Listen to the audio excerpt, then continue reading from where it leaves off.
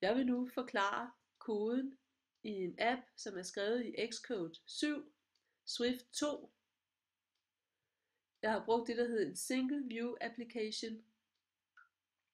Appen den kontakter en database, en MySQL database, via et PHP-skript. Jeg har her brugergrænsefladen for appen. Der er nogle labels, name, address, phone.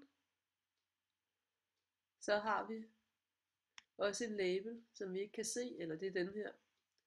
Der kan man skrive en eller anden status, hvis det er nødvendigt.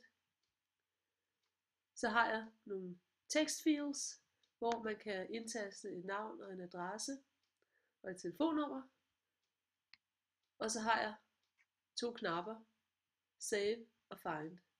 Og appen skal virke på den måde, at hvis man indtaster et navn og en adresse og et telefonnummer og trykker på Save, så bliver den her person sat ind i databasen. Hvis man indtaster et navn og trykker på Find, så svarer databasen med en adresse og et telefonnummer. Vi vil nu kigge på viewcontroller.swift, hvor al koden til appen er. Til de tekstfields name, address og phone, som var i storyboarden, dem har jeg nu lavet nogle IB outlet variable, så vi kan tilgå den information, der bliver indtastet i disse tekstfields, og så vi kan skrive i de her tekstfields. Desuden til vores status label er der også en IB outlet variabel, så vi kan skrive i den, hvis det er nødvendigt.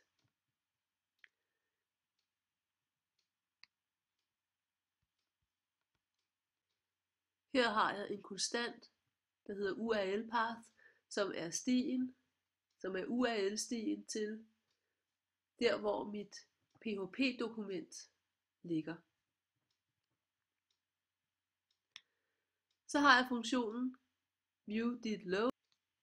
Det er en funktion, som bliver kaldt, når vi starter vores app. Sådan en er der altid i en viewcontroller.swift-fil. Koden heri gør, at der bliver sendt en SQL-kommando til databasen. SQL-kommandoen kan vi se her, create table if not exists contacts. Den siger, lav en tabel, hvis ikke den er der i forvejen. Tabellen skal hedde contacts. Der skal være 3 attributter, name og address og phone. Og det skal være typen tekst, alle 3 attributter.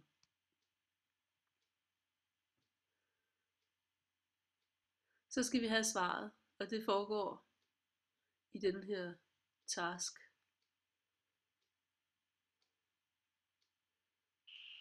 Svaret kommer i et format, der er det her data, og det er en streng, der er kodet på en bestemt måde. Vi afkoder det så i den her kommando her, og putter det ind i en streng, som vi kalder response string. Og det er så den, vi arbejder videre med. Hvad det er, der kommer tilbage som svar, i det her tilfælde, eller det bliver afgjort af vores PHP-skript. Men i det her tilfælde, så får man at vide, at der ikke er nogen rækker, der har påvirket det, man har lavet, og i øvrigt, om det er succesfuldt, eller om der er en fejl. Der er sket en fejl i forbindelsen, eller en fejl i, at man ikke kunne finde databasen, eller man ikke kunne et eller andet. Så det var funktionen viewDidLoad. Hvis vi ruller lidt ned, så har vi en funktion, der hedder SaveData. Det er en IB action. Det betyder, at det er en event handler, som er knyttet til knappen button, som hedder Save. Det vil sige, det er det, der skal ske, hver gang der bliver trykket på save. Og hvad er det egentlig, der skal ske? Der skal jo indsættes noget i vores database. Her har vi igen vores SQL-kommando, der bliver sendt afsted. Insert into contacts, name, address, phone, values, og så kommer vi så, hvad var navnet, der blev skrevet i den tekstfil. Det vil sige, her tilgår vi navnet, eller her tilgår vi teksten, som er i name. Her tilgår vi teksten, som er i address, og her tilgår vi teksten, som er i phone. Så den SQL-kommando bliver sendt videre til vores PHP-skript, som så sørger for at sende den videre til databasen. I øvrigt, som der også var før, hvis man var opmærksom, havde man opdaget det, der er en key, der hedder secret. Her skal man skrive det ord, som er det samme ord, der står i PHP-skriptet, som sikrer mod, at ikke alle og enhver kan gå ind i vores database og ændre på tingene, altså fra andre apps.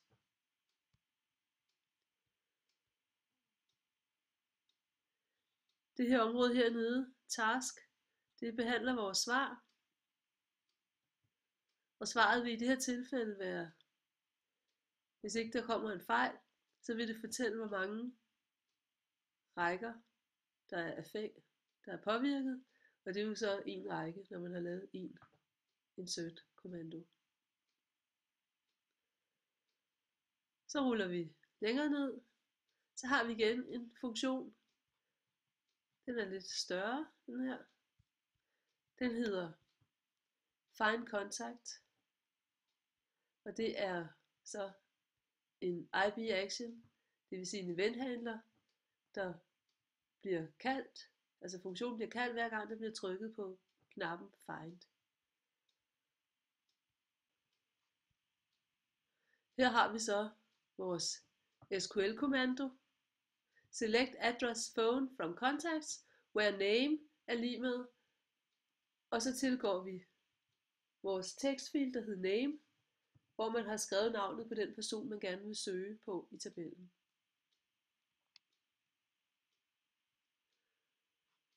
Så får vi et svar, og det er så en lidt større sag at behandle det svar.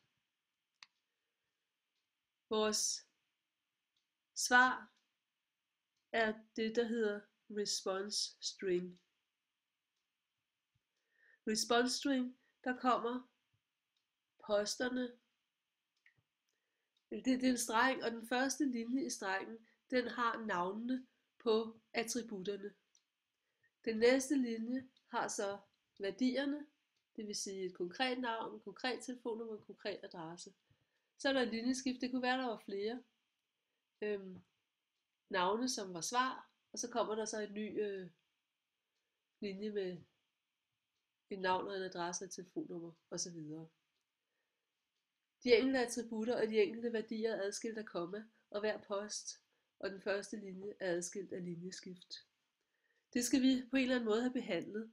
Derfor så skal vi i første omgang skal vi have lavet en tabel, der består, hvor hver element i tabellen er en linje fra den der response string. Det foregår her. Jeg laver en tabel, som hedder response array, som er en tabel af strenge. Det vil sige, hver element i tabellen, det er en streng. Response array, den bliver så fyldt ud af linjer. Det vil sige, at jeg tager min streng, og så deler jeg den op i komponenter. Det er den her components separated by string. Og den skal deles op hver gang der er en kode for linjeskift. Det er \n. Så det jeg har nu er altså en tabel, og hver element i tabellen er en linje fra svaret. Nu vil jeg så gå de her tabelelementer igennem. Det gør jeg i den her kommando, der hedder forIndex in response array. Men jeg interesserer mig ikke for den første linje, fordi det var bare navnene på attributterne. Så derfor laver jeg en lille tæller, og hver gang jeg tager en linje, eller et element fra tabellen, så tæller jeg den her op. Og så gør jeg kun tingene, hvis den er større end 0. Det vil sige, at jeg er kommet til linje 2. Det er sådan, at tabelindekserne, det første element det er nummer 0, og så det næste nummer 1, og så videre. Så element nummer 0, det interesserer mig ikke. Så når jeg har 0, så går jeg bare herned, og så lægger jeg 1 til. I++, det betyder I sættes lige med det var, plus 1 til. Så kommer jeg til næste element, og nu har jeg altså en linje med værdier. Der er 2 værdier i sådan en element, nemlig adresse og telefonnummer. De er adskilt af komma, og det skal jeg have puttet ind i en ny tabel. Så den første element i min tabel, det er adressen, og det næste er telefonnummeret. Det gør jeg på samme måde som før, ved at jeg laver komponenter, der er adskilt af den her streng. Og i det her tilfælde var det så komma. Før der var det jo \n, altså for linjeskift. Men nu er det altså bare komma. Så nu har jeg en ny tabel. Det består af 2 elementer. Den konkrete adresse og det konkrete telefonnummer på den, jeg har søgt på. Så tager jeg den første, og nu er jeg nødt til at tjekke, at den er større end 0, for ellers så går der noget, der ikke er så godt. Altså jeg er nødt til at tjekke, at der faktisk er elementer i min tabel. Det vil sige, at længden er større end 0. Hvis der er det, så tilgår jeg adresse tekstfielden og sætter teksten til at være det første element i strengen, for det var jo adressen. Jeg skal skrive self her, fordi jeg er inde i et scope, der hedder task. Så jeg kan ikke bare skrive adresse.txt. Jeg er nødt til at lave en self, så jeg henviser til den klasse, jeg er i. Den klasse, jeg faktisk alligevel er i, som hedder viewcontroller. Og så er jeg nødt til at skrive self foran, for at kunne tilgå den. Når jeg så har gjort det, hvis der er et element mere i tabellen, det vil sige, hvis der er mere end en, så er der et telefonnummer også. Og det putter jeg så ind i den tekstfil, der hedder phone. Ja, det var det. Lad os prøve at se, hvad der sker, når vi kører programmet.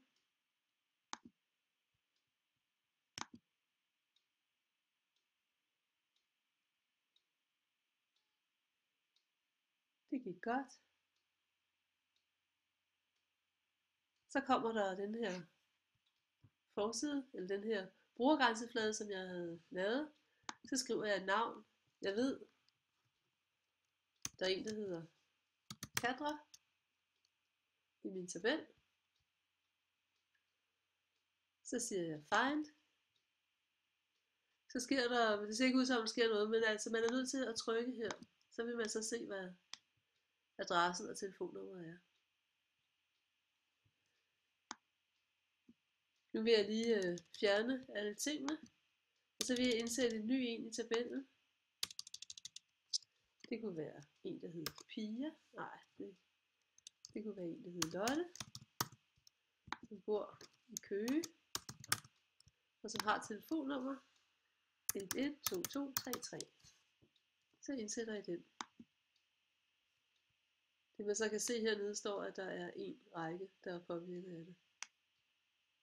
Så væk med hende. Nu er hun også indsat i tabellen. Skal vi se, om hun er der. Vi siger find. Så ser vi, ja, hun er der sammen. Så det var koden til en app, der kontakter en database via et PHP-dokument. Næste tutorial, der vil jeg forklare PHP-dokumentet.